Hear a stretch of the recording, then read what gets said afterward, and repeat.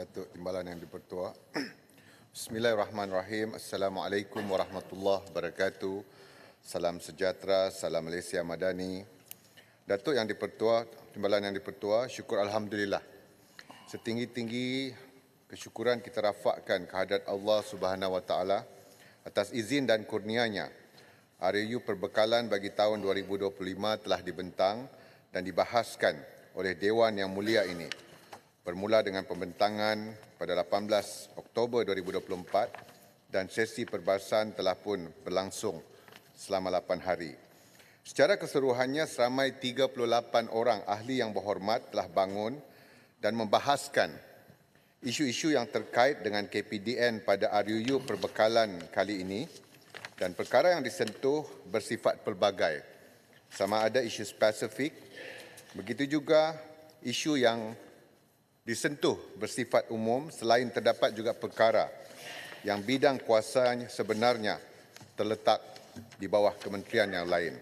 Apapun Datuk Timbalan Yang di-Pertua, saya amat menghargai dan berterima kasih atas segala pertanyaan, syur, cadangan, kekhawatiran maupun kritikan yang saya yakin menggambarkan keprihatinan semua yang terlibat untuk memastikan kita dapat melaksanakan amanah dan tanggungjawab sebaik mungkin demi kepentingan rakyat dan tanah air.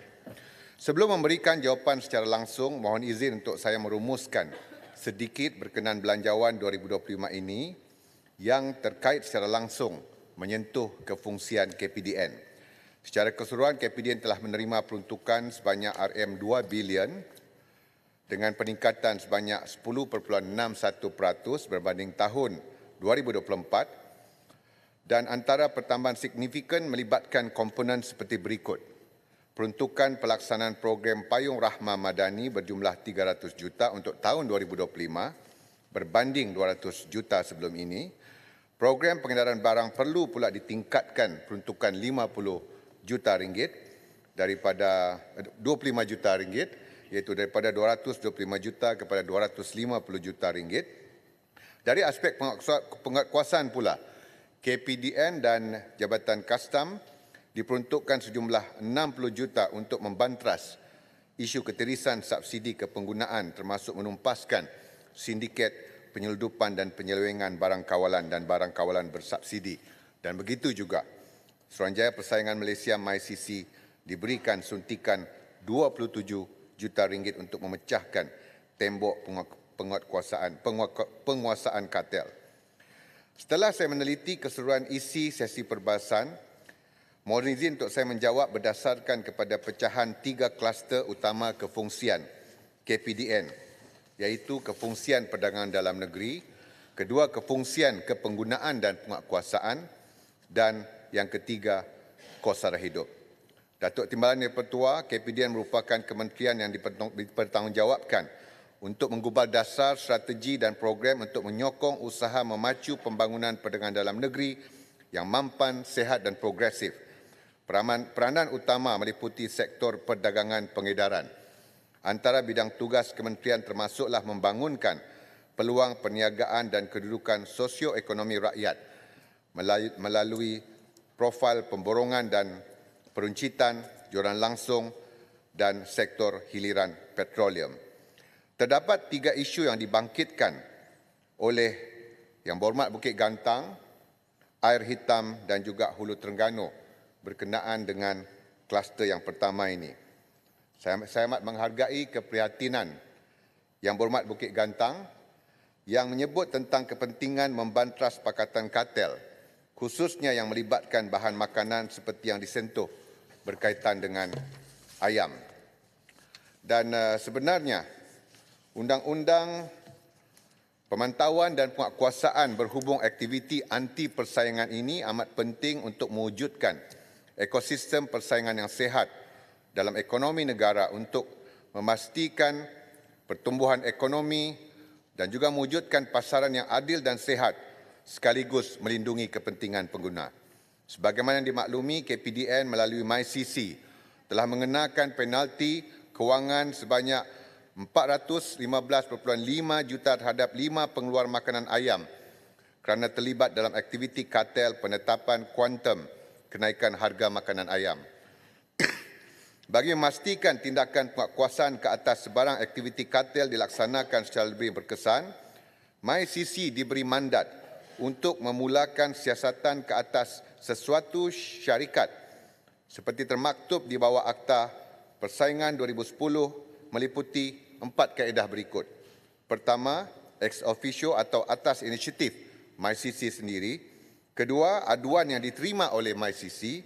Ketiga, arahan yang dikeluarkan oleh Yang Berhormat Menteri ataupun melalui rejim kelonggaran iaitu penerimaan maklumat daripada yang terlibat dalam aktiviti anti persaingan. Ini selaras dengan peruntukan Undang-Undang 14-1, Seksyen 15, 14.2 dalam akta tersebut. Dan atas arahan Majlis Tindakan Ekonomi Negara, MyCC juga sedang menjalankan kajian Approved Permit AP dan Import Permit IP dalam pengimportan barang makanan iaitu bawang, daging dan kelapa. Pada masa ini, MyCC sedang giat menjalankan sesi libat urus bersama agensi kerajaan dan pemain industri yang berkaitan. Dapatan kajian ini dijangka dibentangkan kepada M10 sebelum akhir tahun ini. Menyedari kompleksiti kes-kes yang disiasat saban hari, MyCC sedang giat memperkasa perundangan persaingan melalui pindahan Akta Persaingan 2010 dan juga Akta Suruhanjaya Persaingan 2010 bagi memperkukuhkan kuasa penyiasatan dan penguatkuasaan serta memperkenalkan rejim kawalan penggabungan bagi memastikan MyCC dapat membenteras pembentukan kartel atau mengawal selia pembentukan monopoli dalam pasaran yang merujuk kepada penyalahgunaan kuasa dominan monopoli. InsyaAllah pindahan kepada akta ini disasarkan untuk dibentangkan dalam mesyuarat Dewan yang akan datang sebaik mendapat kelulusan Jemaah Menteri.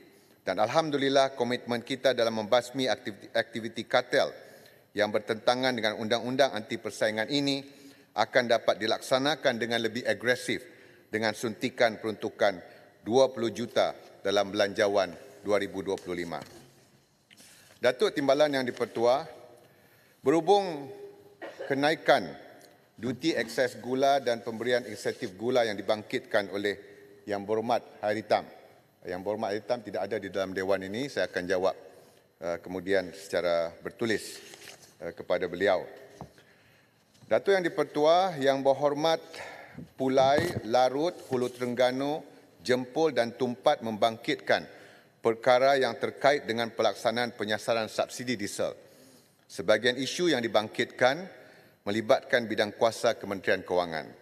Punca kuasa KPDN berhubung perkara ini melibatkan penurunan kuasa oleh Amat Berhormat Perdana Menteri di bawah Seksyen 6-3 Akta Kemajuan Petroleum 1974 dan Peraturan 3A-2 Peraturan Kemajuan Petroleum 1974 yang memberikan tanggungjawab kepada KPDN untuk mengawal selia aktiviti pemasaran dan pengedaran bahan-bahan petroleum atau bahan keluaran petroleum. Ini melibatkan 4 jenis kebenaran PDA yang dikeluarkan mengikut PDA 1, PDA 2, PDA 3 dan juga PDA 4. Berhubung penyasaran subsidi diesel di Semenanjung Malaysia bersandarkan kepada punca kuasa perundangan yang saya sebutkan tadi, tanggungjawab KPDN adalah untuk mengawal selia pelaksanaan sistem kawalan diesel bersubsidi 2.0 bagi menggantikan pemberian diesel secara pukal di stesen minyak. Ini bermaksud subsidi masih diteruskan dan disalurkan secara bersasar kepada sektor-sektor tertentu selain subsidi bantuan tunai kepada pengguna individu yang berkelayakan. Seperti mana yang dimaklumkan sebelum ini, mekanisme pemberian diesel bersubsidi di bawah SKDS adalah melalui saluran fleet card, di mana syarikat yang layak boleh membuat pembelian diesel bersubsidi menggunakan fleet card untuk menikmati diesel bersubsidi pada harga ringgit Malaysia 1.88 sen per liter ataupun ringgit Malaysia RM2.15 per liter. Sehingga kini terdapat 33 jenis kenderaan layak menerima diesel bersubsidi di bawah program penyasaran semula subsidi diesel SKDS ini. Setakat 10 November 2024, jumlah syarikat yang berdaftar di bawah sistem My Subsidi Diesel adalah sebanyak 107,976 dengan jumlah keseluruhan kenderaan sebanyak 295,261. Yang berhormat Padang Serai dan Hulu Terengganu telah membangkitkan berkenaan beban pengusaha stesen minyak yang meningkat disebabkan penggunaan fleet card selaras dengan penyasaran subsidi diesel yang telah dilaksanakan. Dalam hal ini, KPDN sememangnya sedia maklum dan telah mengangkat syur semakan semula margin pengusaha yang dikemukakan oleh pihak-pihak yang berkenaan kepada Kementerian Kewangan pada 25 September 2024 yang lalu dalam memastikan kelestarian industri penghiliran stesen minyak.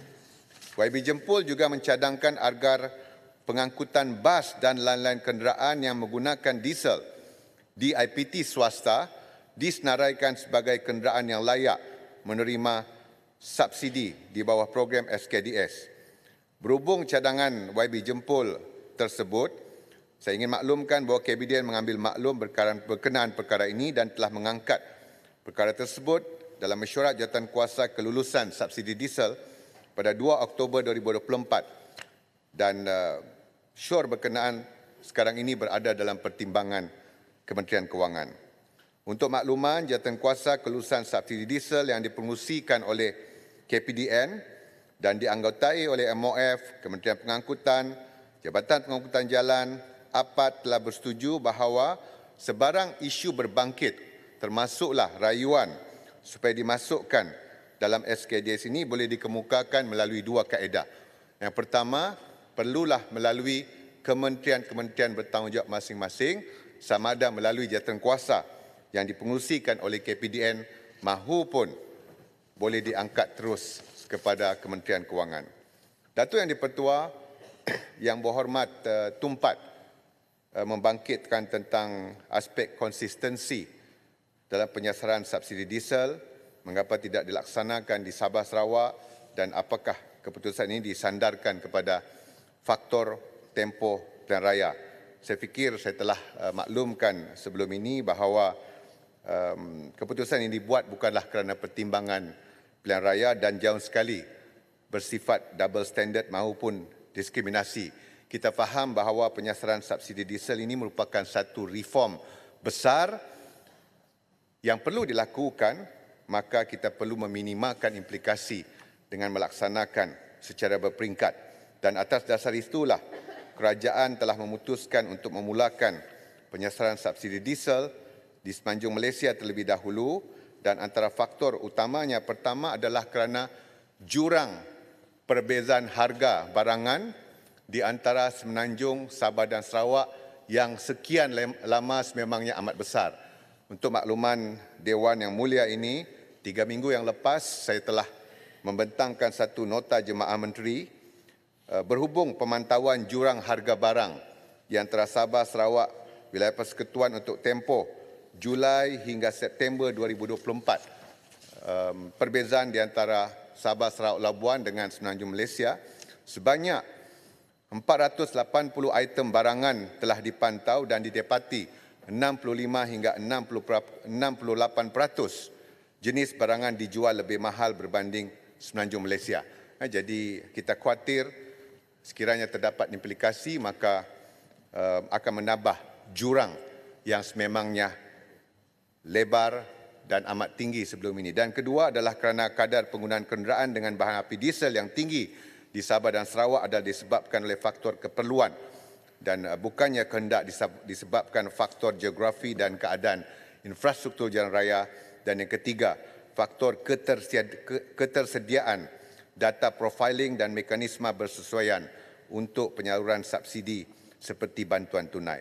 Dan perkara yang penting, Datuk Yang di-Pertua, saya fikir perlu kita perbetulkan naratif bahawa subsidi diesel yang disebut telah dihapus dan dimansuhkan di semenanjung ini kerana hakikatnya subsidi masih disalurkan secara bersasar melalui kaedah SKDS maupun bantuan tunai individu, begitu juga melalui agri-commodity bantuan tunai. Datuk Yang di-Pertua, seterusnya izinkan saya memberikan penjelasan dan menjawab perkara-perkara yang dibangkitkan sepanjang perbahasan berkaitan kefungsian KPDN yang tertumpu kepada kluster kedua iaitu kepenggunaan dan penguatkuasaan. Sepanjang perbahasan yang telah berlangsung, terdapat 10 ahli yang berhormat menyentuh perkara berkaitan kluster ini, iaitu Yang Berhormat Puchong, Hulu Selangor, Puncak Borneo, Padang Rengas, Pagoh, Rasah, Mersing, Lumut, Kuala Pilah, Kepala Batas dan juga Pokok Senar. Yang Berhormat Puchong bertanyakan tentang status kajian Lemon Law. Sejajar dengan fokus KPDN bagi tahun 2024 untuk meningkatkan pendayaupayaan dan advokasi kepenggunaan, KPDN menjalankan kajian kewujudan perundangan berkaitan Lemon Law bermula Jun hingga November 2024 dan insya-Allah dalam masa terdekat kita akan membuat keputusan dasar di peringkat kementerian sama ada kita menambah baik kerangka perundangan sedia ada ataupun wujudnya keperluan untuk menggubal satu akta yang baru. Sebaik keputusan di peringkat dasar di kementerian dilaksanakan, kita akan angkat untuk pertimbangan Jemaah Menteri. Walaupun kajian itu sedang berlangsung, hakikatnya di peringkat KPDN kita telah mengambil langkah proaktif dengan melaksanakan 2 strategi interim. Iaitu pertama, menubuhkan pasukan rundingan khas berkaitan aduan kenderaan bermotor di KPDN sebagai pemudacara. Melalui pasukan ini, kita menjadi komponen yang akan menemukan di antara pembeli dan juga pengeluar dan juga pengedar untuk mereka menyelesaikan sebarang isu-isu yang berbangkit pada kadar segera. Dan untuk makluman, bermula 1 Jun 2024 sehingga 30 September 2024, sebanyak 16 aduan telah diterima dan disiasat oleh pasukan ini. Dan kaedah kedua adalah pengukuhan proses Tribunal Tuntutan Pengguna TTPM melalui kerjasama strategik dengan Bank Negara Malaysia. Antara isunya kita maklum adalah disebabkan oleh definisi dalam Akta Sewa Beli 1967, siapakah pemilik kepada kenderaan tersebut dan melalui akta tersebut pemilikan adalah kepada bank dan bukannya kepada pembeli tersebut dalam tempoh pinjaman belum habis dibayar. Atas sebab itu TTPM selama ini berhadapan dengan kesukaran untuk membuat keputusan disebabkan faktor pemilikan tersebut dan para pengguna pula sukar untuk mendapat consent letter daripada bank. Dan alhamdulillah melalui kerjasama strategik kita pada 2 September 2024 yang lepas, BNM telah mengarahkan institusi perbankan untuk melaksanakan beberapa inisiatif sebelum 3 Disember 2024. Antaranya adalah untuk mewujudkan SOP untuk memproses permohonan surat persetujuan daripada pengguna dan consent letter ini boleh digunapakai dalam proses dan pertimbangan TTPM. Dan ini juga kita minta dan BNM telah bersetuju supaya diwujudkan satu unit khas di semua bank untuk mempermudahkan para pembeli kenderaan yang berhadapan dengan masalah untuk mendapatkan consent letter mereka untuk tujuan kes yang dibawa kepada perhatian TTPM. Dan 2 strategi intervensi ini adalah untuk memastikan pengguna mempunyai akses kepada medium penyelesaian yang adil dan berkesan sementara menunggu kita memperkukuhkan kerangka perundangan yang ada berkaitan dengan aspek Lemon Law ini. Untuk makluman, sejak Januari hingga 31 Oktober 2024, KPDN telah menerima sebanyak 151 jumlah pemfailan tuntutan tebus rugi bagi kenderaan baru di TTPM, manakala 238 pemfailan bagi tuntutan kenderaan terpakai. Dan sehingga September 2024, kajian mengenai pelaksanaan Lemon Law ini telah melalui pelbagai series of engagement dan sebagaimana yang saya sebutkan tadi, insya-Allah kita akan mendapat laporan penuh pada bulan ini dan kita akan membuat pertimbangan cadangan dasar di peringkat KPDN. Datuk Yang di-Pertua, selanjutnya KPDN juga memberikan perhatian serius terhadap kebimbangan pelbagai pihak tentang kenaikan harga barang dan lebih-lebih lagi dengan tanggapan bahawa ia berlaku berikutan kenaikan gaji minimum serta pelarasan gaji penjawat awam di bawah sistem saraan perkhidmatan awam sebagaimana yang dibangkitkan oleh Yang Berhormat Kepala Batas, Paguh, Lumut, Kuala Pilah dan juga Pokok Sena. Sungguh pun kita memahami bahawa pergerakan harga barang adalah bergantung kepada faktor dengan izin demand and supply, termasuk kesan pengaruh besar iklim serta ekosistem pasaran global. Namun, pada masa yang sama kita perlu memantau untuk mengekang tindakan pihak tertentu yang menaikkan harga sesuka hati atau secara tidak berwajaran. Sehubungan itu, sekiranya berlaku elemen pencatutan terhadap harga barang dan perkhidmatan dengan menggunakan pakai alasan seperti penyiasaran subsidi dan kenaikan gaji, maka KPDN akan membuat siasatan awal dan mengambil tindakan susulan berpandukan kepada Akta Kawalan Harga dan Anti Pencatutan 2011 dan Peraturan-Peraturan Kawalan Harga dan Anti Pencatutan, iaitu mekanisme untuk menentukan keuntungan tinggi yang tidak munasabah 2018. Kita akan mengumumkan strategi dan mekanisme pelaksanaan pemantauan dan penguatkuasaan terkini yang dikhususkan untuk isu kenaikan gaji minimum dan pelarasan gaji penjawat awam sebaik dimuktamadkan dalam sedikit masa lagi, berpandukan kepada model ops kesan sebelum ini yang dilaksanakan untuk memantau pelaksanaan kenaikan SST dan penyiasaran subsidi diesel. Datuk Timbalan Yang di-Pertua, mengambil kira pelaksanaan beberapa keputusan penting kerajaan seperti penyiasaran subsidi diesel, maka KPDN pada tahun 2024 memberikan tumpuan kepada penguatkuasaan yang antara lainnya meliputi tindakan membantras ketirisan dan penyelewengan barang kawalan bersubsidi. Punca kuasa perundangan utama bagi KPDN dalam aspek penguatkuasaan bagi menangani isu penyelewengan barang bersubsidi adalah Akta Kawalan Bekalan 1961 dan perundangan subsidirinya, serta Akta Pencegahan Penggubahan Wang Haram, Pencegahan Pembiayaan Keganasan dan Hasil daripada Aktiviti Haram 2001. Ini dilaksanakan melalui Obstiris 3.0 yang bermula 1 Januari 2024 hingga 31 Oktober 2024. Sebanyak 36,380 pemeriksaan telah dilakukan di seluruh negara.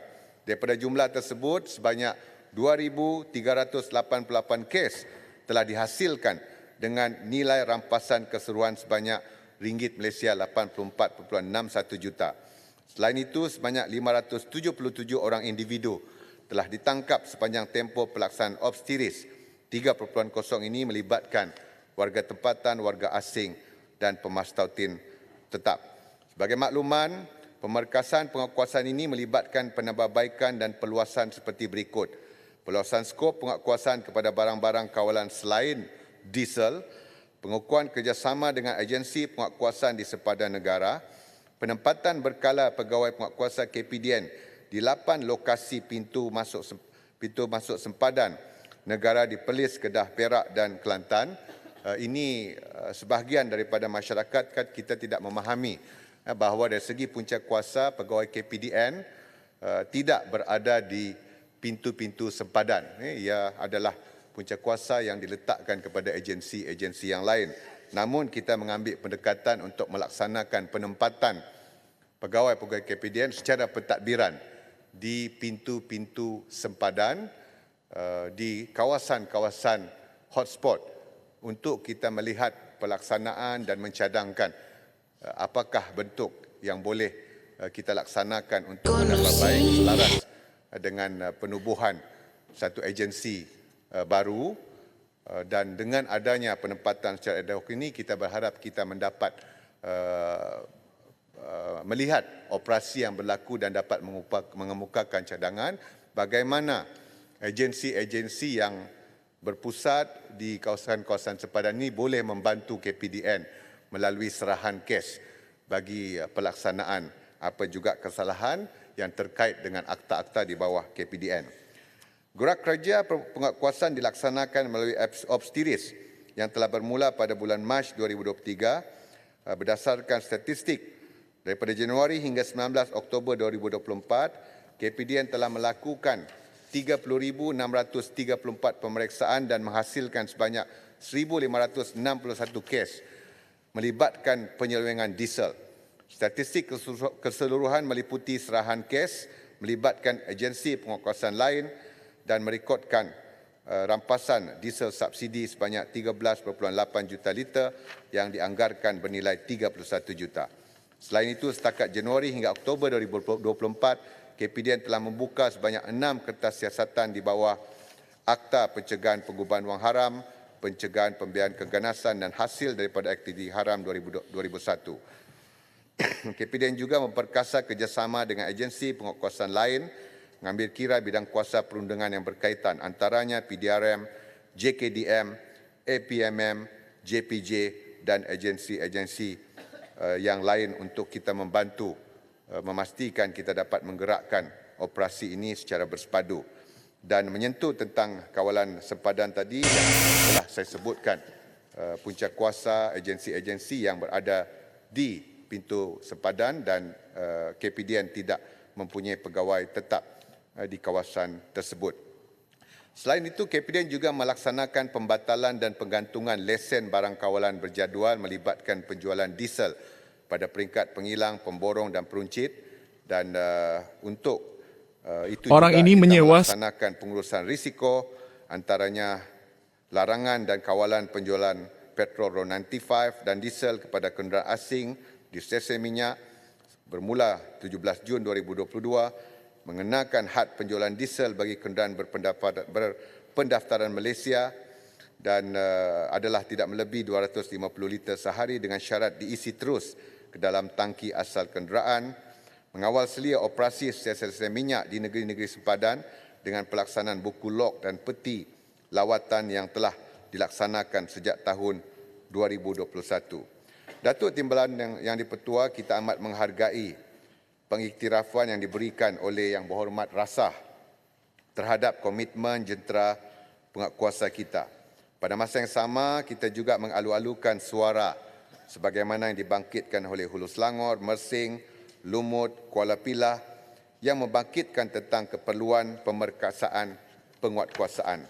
Dan atas sebab itu, Datuk Timbalan yang dipertua, bermula tahun ini juga kita telah melaksanakan satu pendekatan bukan hanya melibatkan penguatkuasaan, memperkasakan ketangkasan penguatkuasaan di peringkat KPDN, menggerakkan kerjasama strategik dengan agensi-agensi penguatkuasaan yang lain. Kita juga telah menggagaskan satu bentuk pendekatan yang melibatkan partisipasi awam yang kita namakan gerakan Kita Gempur, iaitu gerakan membentras manipulasi dan ketirisan, yang telah pun disempurnakan oleh Yang Berhormat Perdana Menteri pada 19 Oktober 2024 semasa program Madani Rakyat Saing Sabah KPDN baru-baru ini. Matlamatnya untuk mengangkat kepentingan peranan semua pihak di setiap lapisan masyarakat untuk melaporkan ketirisan, penyelewengan dan penyeludupan barang kawalan serta barang kawalan bersubsidi serta menyalurkan aduan berkaitan manipulasi, penipuan dan kartel dalam aktiviti perniagaan. Dan gerakan ini juga adalah sejajar dengan apa yang disebutkan oleh Yang Berhormat Puncak Borneo yang mengharapkan supaya semua pihak berganding bahu sama-sama berusaha untuk menangani isu ketirisan dan juga penyelewengan yang juga akan memberi kesan kepada kos sara hidup rakyat. Pendekatan Kita Gempur ini, Datuk Timbalan yang Dipertua, adalah citra KPDN dalam gerak kerja kementerian yang bersandarkan kepada 4 pemegang taruh ataupun 4 komponen. Pertama, K kerajaan, I industri, T tata kelola yang diperkukuhkan dan juga akhirnya adalah partisipasi awam itu A. Kita Gempur akan menjadi teras agenda ketangkasan penguatkuasaan yang bersandarkan kepada pendekatan whole of nation approach yang memerlukan penglibatan semua pihak, dan kita harap bahawa gerakan ini juga akan dapat sokongan daripada ahli-ahli yang berhormat.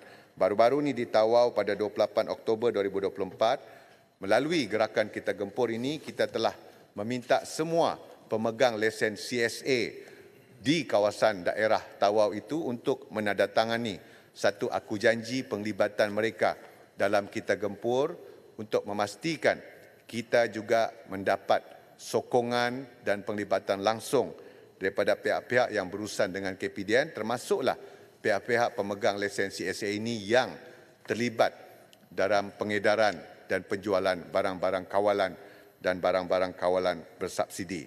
Dan alhamdulillah dari segi peruntukan kita melihat Kementerian Kewangan telah menyalurkan peruntukan bersekali dengan JKDM sebanyak 60 juta untuk kita membantras ketirian subsidi dan menumpaskan sindiket penyeludupan dan penyelewengan. Untuk makluman Dewan Yang Mulia ini, Datuk Yang Pertua, dalam tempoh kita tengah bersidang ini, satu kes besar penguatkuasa saya dapat tangani, di kawasan Selangor yang melibatkan penyelewengan kepada minyak masak paket bersubsidi yang disasarkan untuk diseleweng untuk penjualan bagi biodiesel, dan insya-Allah kita akan membuat pengumuman satu rambasan yang besar terlibat dengan ketirisan minyak masak paket. Datuk Yang di-Pertua,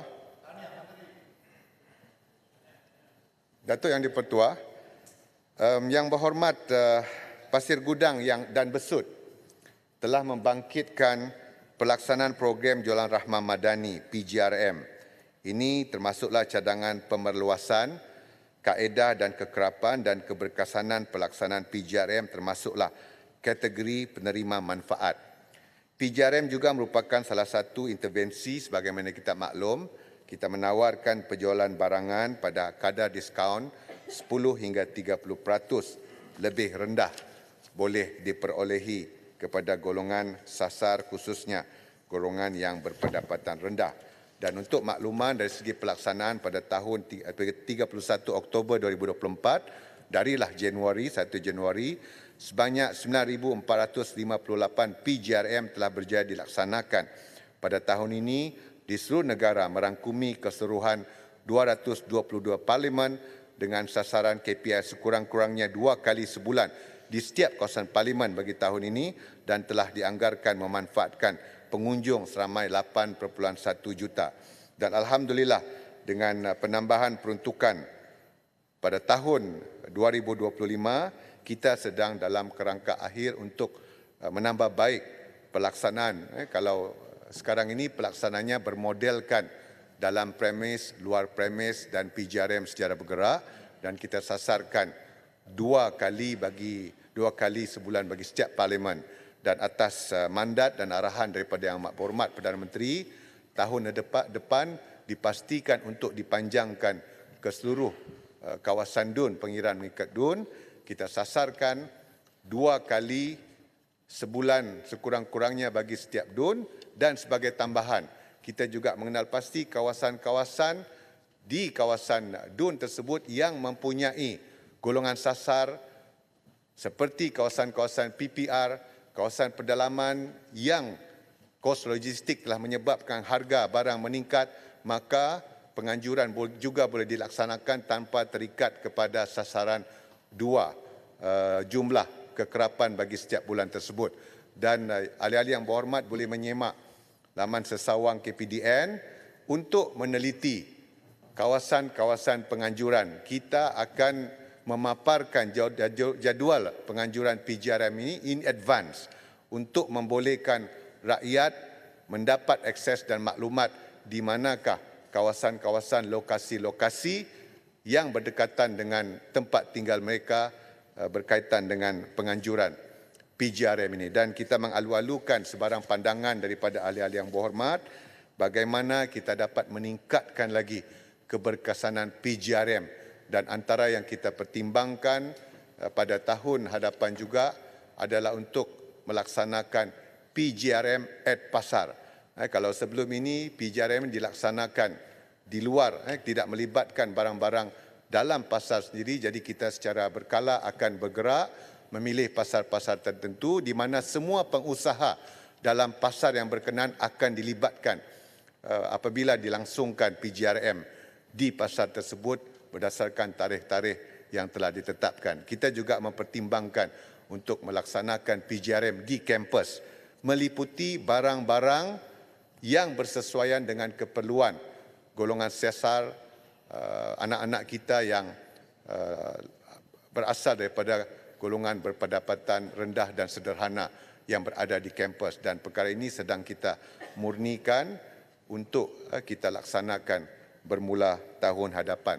Datuk Yang Timbalan di-Pertua, kita sedar ada pihak-pihak yang membangkitkan kesan pelaksanaan PGRM kepada para peniaga sedia ada yang mereka rasakan, mereka mendakwa terkesan. Atas sebab itu, penganjuran PGRM sebelum ini, kita mengutamakan dan membawa retailers sedia ada untuk sama-sama terlibat dalam PGRM. Dan kita mendengar terkini ada kedai-kedai runcit di kawasan-kawasan tertentu yang mengatakan mereka pula terkesan. Dan insya-Allah kita juga akan melibatkan kedai-kedai runcit di kawasan-kawasan tertentu untuk melaksanakan PGRM dalam premis. Jadi matlamat kita serampang dua mata. Memberikan akses barangan yang murah, barang diskaun kepada para pengguna rakyat kita.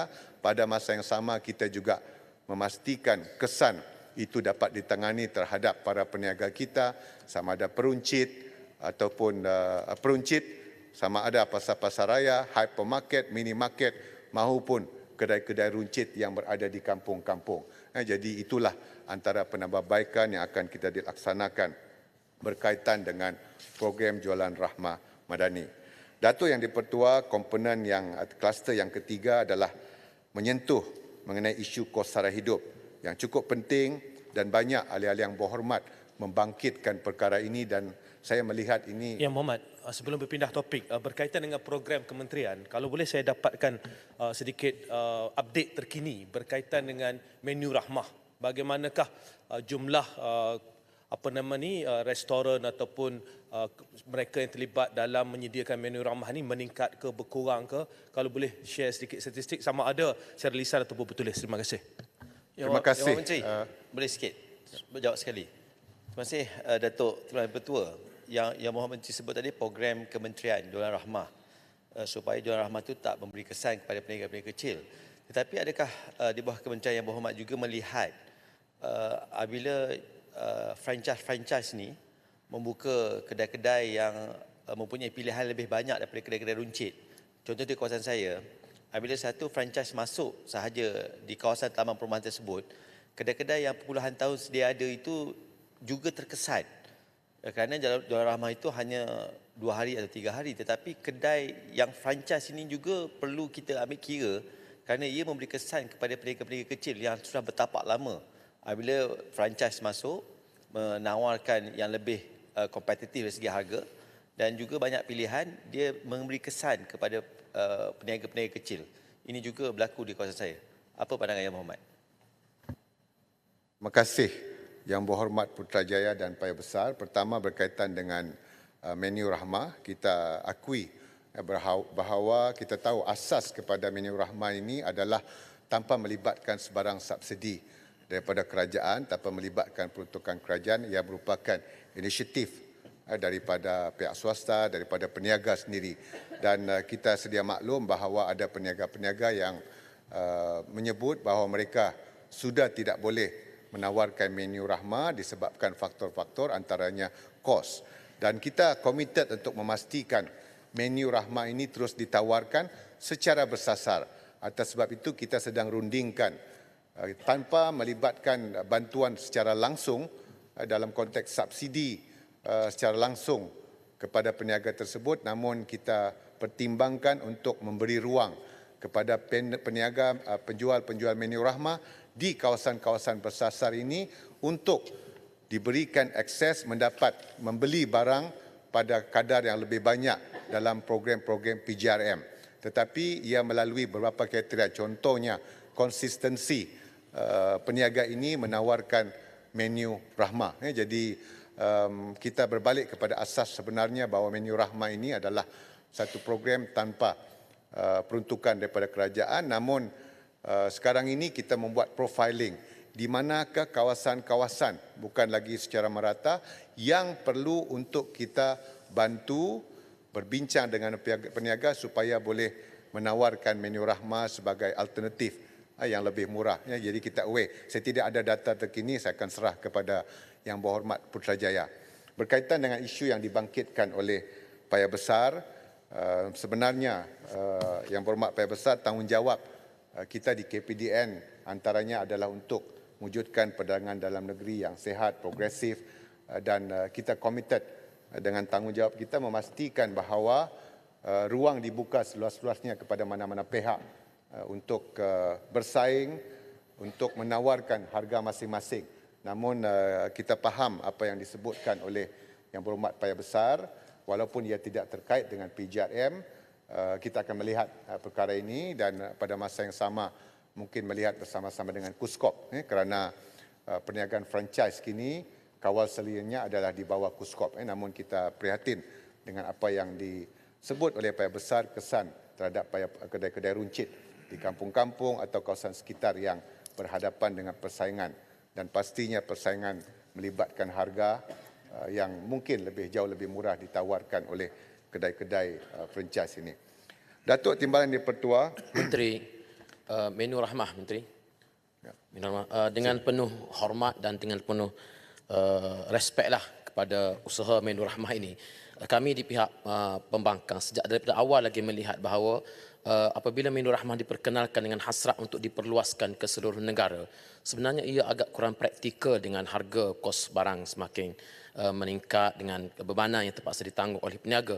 Dengan jawapan daripada Menteri sebentar tadi, seolah-olah memperlihatkan bahawa kerajaan sendiri mengakui bahawa program Menu Rahmah itu tidak lagi praktikal untuk diperluaskan ke seluruh negara, sehingga terpaksa membuat profiling peniaga-peniaga yang layak dan juga kawasan-kawasan tertentu. Dengan sendirinya diakui bahawa konsep Menu Rahmah ke seluruh negara sudah tidak lagi terpakai pada hari ini. Terima kasih.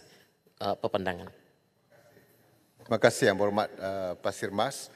Kalau kita ingat, saya teringat ucapan Yang Berhormat Mantan Menteri menyebut konsep Menu Rahmah ini diasaskan. Kita harapan supaya para peniaga kita mempunyai nilai bahawa rezeki yang ada itu dikongsikan, dibalikkan untuk membantu golongan yang memerlukan.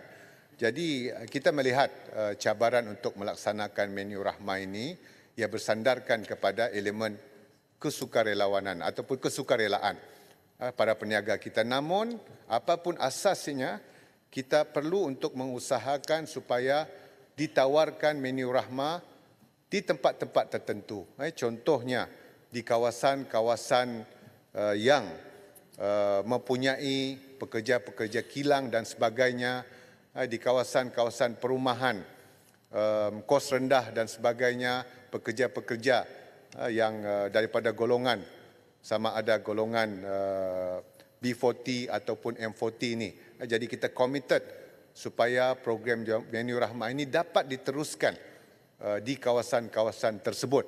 Jadi kita mengharapkan dengan pendekatan yang kita laksanakan melalui PJRM ini, kita melibatkan peniaga Menu Rahmah tertentu, maka program Menu Rahmah ini walaupun mungkin tidak diperluaskan serata seluruh negara, tetapi masih wujud sebagai alternatif kepada golongan-golongan yang memerlukan.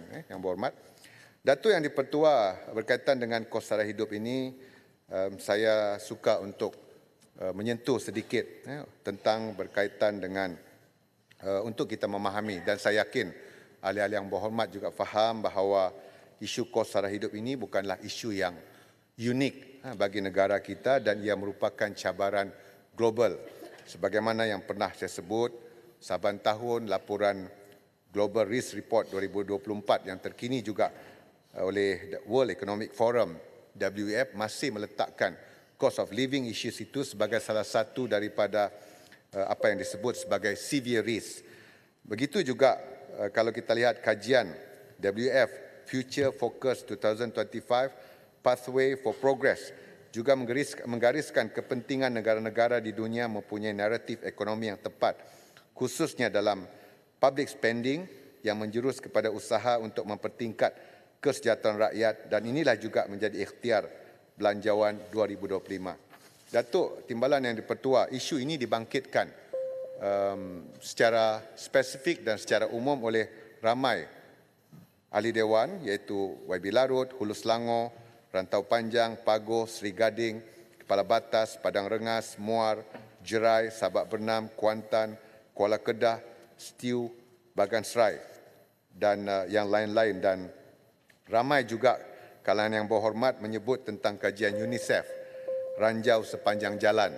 Saya fikir kajian yang favourite kepada Larut dan juga Hulu Terengganu. Tapi dua-dua sahabat kita tidak berada di Dewan. Dan bagi saya apa yang penting? Sikit, sebelum nak pergi tajuk lain tu, saya nak mendapat penjelasan daripada Yang Berhormat Menteri berkenaan dengan menu rahmah tadi. Boleh tak? Sebab kita pun pergi jumpa dengan kedai-kedai yang dipilih untuk menyediakan menu rahmah ini dan mereka kadang-kadang merungut. Dia tanggung kos yang agak tinggi dengan kenaikan harga barangan di pasaran termasuk raw material yang tinggi sekarang ni. Kerajaan bagi injek subsidi kepada mereka untuk meringankan. Kalau nak teruskan juga menu rahmah di seluruh negara ini, kedai-kedai yang dipilih ini. Itu apa? Boleh tak penjelasan? Terima kasih Yang Berhormat Pendang sebagaimana yang saya sebut tadi untuk meneruskan dan menggalakkan para peniaga yang konsisten menawarkan menu rahmah ini. Dua pendekatan kita. Pertama yang telah pun dilancar sebelum ini, kad diskaun menu rahmah. Tapi kad diskaun menu rahmah ini ditawarkan oleh swasta, oleh pasar-pasar raya untuk para peniaga menu rahmah boleh memberi barang-barang tentu di pasaraya pada kadar diskaun. Dan pada masa yang sama, sekarang kita mempertimbangkan juga untuk kawasan-kawasan tertentu yang sedia ada ditawarkan menu rahmah ini supaya ia berterusan, kita juga mempertimbangkan sekarang bagaimana kita memberi ruang akses kepada peniaga-peniaga menu rahmah ini melalui program PJRM. Bermaksud mereka boleh memberi kuantiti barangan yang lebih dalam program PJRM untuk membolehkan mereka dapat menawarkan menu rahmah di kawasan-kawasan secara bersasar. Datuk Timbalan Yang Pertua, saya sambung tadi berkaitan dengan kos sara hidup, berkaitan dengan ranjau sepanjang jalan kajian UNICEF tersebut. Ya, memang banyak isu yang dibangkitkan dalam kajian tersebut. Tetapi saya suka akhirnya merujuk kepada rumusan kajian tersebut. Kalau kita lihat dalam kajian itu, rumusannya apa dia aspirasi responden-responden yang terlibat dalam kajian tersebut. Aspirasi mereka ada 3 yang paling utama. Pertama adalah supaya kerajaan dapat menaikkan gaji dan upah. Yang kedua, bantuan tunai dipertingkatkan. Dan yang ketiga, harga barang dapat dikawal dengan sebaiknya oleh kerajaan. Dan alhamdulillah saya fikir kita bergerak pada landasan yang tepat sebagaimana aspirasi tersebut. Kalau saya bagi contoh, walaupun ada pihak yang lebih melihat kepada kesannya dari segi gaji dan upah, kerajaan mulakan di bawah bidang kuasa kerajaan kita naikkan gaji pejabat awam, sektor awam. Begitu juga dengan penetapan gaji minima. Jadi ini juga pendekatan supaya kita dapat melihat bagaimana kita dapat menaikkan gaji, upah, iaitu pendapatan rakyat. Selain daripada gaji, upah, kerajaan juga mengambil pelbagai inisiatif. Contohnya melalui pendekatan sejati madani, melalui IPR, untuk memberikan self-empowerment kepada rakyat kita untuk menjana pendapatan sendiri melalui aktiviti keusahawanan dan juga perniagaan. Bantuan tunai dipertingkatkan. Kita lihat bagaimana STR dan SARA juga dipertingkatkan. Yang Berhormat Menteri, sedikit. Mendengar ulasan Yang Berhormat Menteri berkaitan dengan kos tadi, apakah Yang Berhormat Menteri tak merasakan apabila gaji naik satu, cukai dikembangkan, banyak cukai-cukai baru diperkenalkan dan juga diesel naik dan tahun depan petrol akan naik. Apakah kombinasi ini Yang Berhormat Menteri tak melihat akan membawa kesan yang besar pada kenaikan kos sara hidup? Terima kasih. Terima kasih Yang Berhormat Putrajaya. Saya sebutkan tadi, ini bukanlah benda yang perkara yang baru. Sebab kita telah berhadapan dengan penyasaran subsidi diesel, begitu juga cukai SST. Kita tidak dinafikan, we are not in denial. Memang ada pihak-pihak tertentu yang mengambil kesempatan untuk menaikkan harga. Dan alhamdulillah dari segi subsidi diesel, peningkatan secara tidak berwajaran tersebut dapat kita kekang dengan tindakan kita melalui ops kesan yang kita laksanakan. Dari segi, walaupun pada peringkat ini saya fikir masih bersifat presumptif, tetapi kita perlu memikirkan tentang kesan ini. Itu sebabnya dari segi RAW 95, penyasaran yang disasarkan pada tahun hadapan, bukanlah bulan Januari, kita duduk bekerjasama dengan Kementerian Ekonomi, Kementerian Kewangan untuk melihat apakah bentuk pengumuman dasarnya telah pun dilaksana, tetapi bagaimana mekanisme dapat kita buat walaupun mungkin ada kenaikan dari segi kos, tetapi kita boleh memastikan ia dilaksanakan secara bersasar. Contohnya, komitmen kita sekurang-kurangnya dari segi RAW 95 ini, kita ingin memastikan 85 golongan Berhormat Menteri Gulung. 85% tersebut kekal mendapat subsidi tersebut. Yang penting sekarang kita melihat kepada golongan dalam T15 tersebut, bagaimana golongan-golongan yang masih kita lihat terkesan boleh diberikan bantuan. Jadi Yang Berhormat Putrajaya, Datuk kita Timbalan Petua, mengambil boleh maklum. sikit je sebelum Yang Berhormat Menteri Gulung. Sikit boleh. Yang Berhormat Menteri sebut tadi berkaitan penyasaran subsidi petrol. Dan Yang Berhormat Menteri ada menunjukkan ada komitmen sikit untuk bagi melihat untuk T15 ni, terutamanya lower bracket. Saya nak minta pandangan Yang Berhormat Menteri. Adakah Yang Berhormat Menteri mempunyai pandangan supaya T15 ini kita tak float to maximum seperti mana kita float subsidi diesel? Sebab apa? Sebab satu kenaikan USD petrol, kita mendapat keuntungan 300 juta Yang Berhormat Menteri. Katakan kita sekarang berada pada kadar 80 USD per barrel. Tapi sekarang ni bukanlah 80, dia bawah 73. Tetapi sekiranya melepasi threshold, katakan melepasi threshold 90 USD per barrel, adakah kerajaan akan menimbangkan supaya pulangkan sedikit keuntungan yang dapat hasil kenaikan petrol USD per barrel ini kepada T15, terutamanya di lower bracket, supaya jangan kita float tinggi. Subsidi diesel saya setuju, nak float to maximum atau float to sky, I'm okay on that. Kerana ia tak ramai yang terkesan. Tetapi T15 ini juga pengguna yang perlu kita beri tumpuan supaya kita ada threshold Yang Hormat Datuk Petua, supaya ada, bukan maksimum lah, kita mesti ada shilling tu, threshold. Terima kasih, Datuk Seri. Selepas ini tidak ada soalan.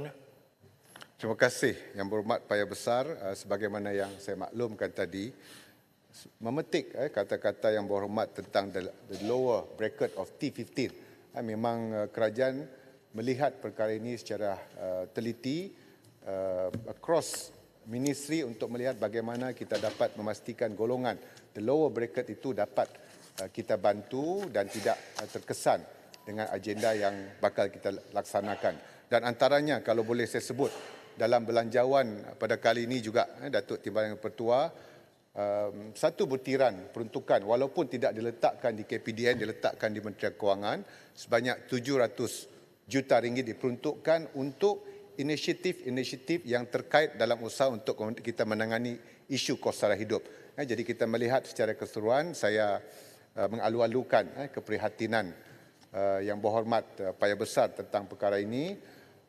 Kita juga stakeholders selaku KPDN, walaupun penjasaran subsidi RAW 95 ini dilaksanakan oleh kementerian lain, tetapi sebagai kementerian yang bertanggungjawab terhadap kos sara hidup dan menjadi urustia kepada NAKOL, kita akan bekerjasama dan mengalu-alukan pandangan termasuklah syur yang dikemukakan oleh Yang Berhormat tadi supaya kita memastikan agenda itu dapat dilaksanakan dan pada masa yang sama golongan yang sewajarnya diberikan peruntukan itu, diberikan bantuan itu mendapat pembelaan yang sewajarnya.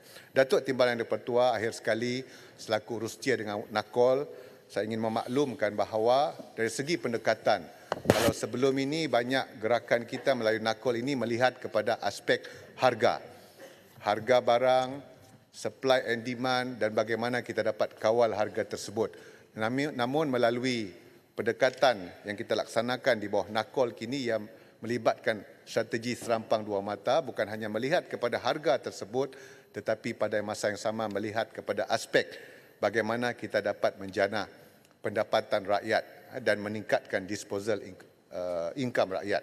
Atas sebab itu di bawah NAKOL salah satu selain daripada dilaksanakan merentasi kementerian, pelbagai kluster, salah satu kluster yang telah diwujudkan di bawah NAKOL kini adalah kluster pendapatan yang melihat kepada aspek penjanaan pendapatan. Jadi akhir sekali Datuk Timbalan Pertua, saya fikir marilah saya mengalu-alukan pandangan semua pihak untuk kita menggerakkan usaha untuk menangani isu kos sara hidup ini sebagaimana kalau kita melihat kepada falsafah kerangka ekonomi madani itu sendiri. Bukan hanya kerajaan ingin menganjakkan ekonomi negara yang disebut sebagai ceiling ekonomi negara, tetapi pada masa yang sama bagaimana kita dapat menganjakkan, meningkatkan ekonomi rakyat iaitu merujuk kepada lantai ekonomi tersebut. Jadi insya-Allah dengan kerjasama semua pihak kita dapat bersama-sama menggerakkan usaha ini. Ada lagi soalan-soalan tertentu yang belum dapat saya jawab secara spesifik, tidak sempat, dan kita akan susul dengan jawapan secara bertulis. Dengan itu terima kasih Datuk Timbalan yang Pertua. Terima kasih Menteri.